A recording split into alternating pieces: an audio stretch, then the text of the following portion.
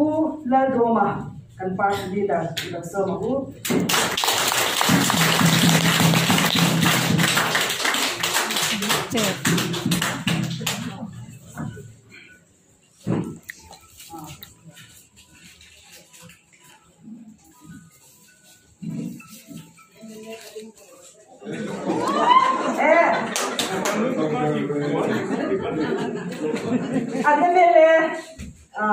candidate, official candidate din. Lang yan po na.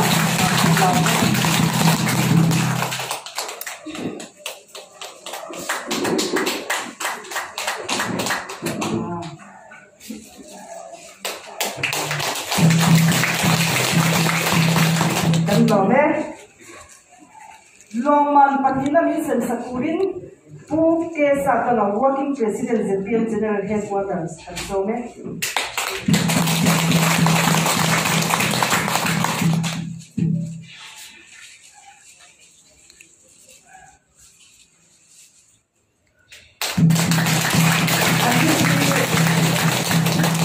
India tontonali.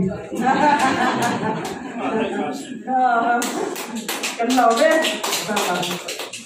Longman Pakina Misan Sakurin, pu upa lalian sota president ZPM General Headquarters Kansome.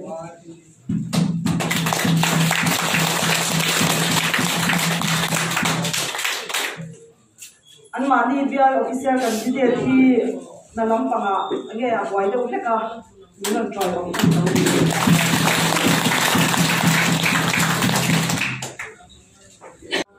ke akala dan the khopin kan tha achak to ni ti kha kan zep de sham ya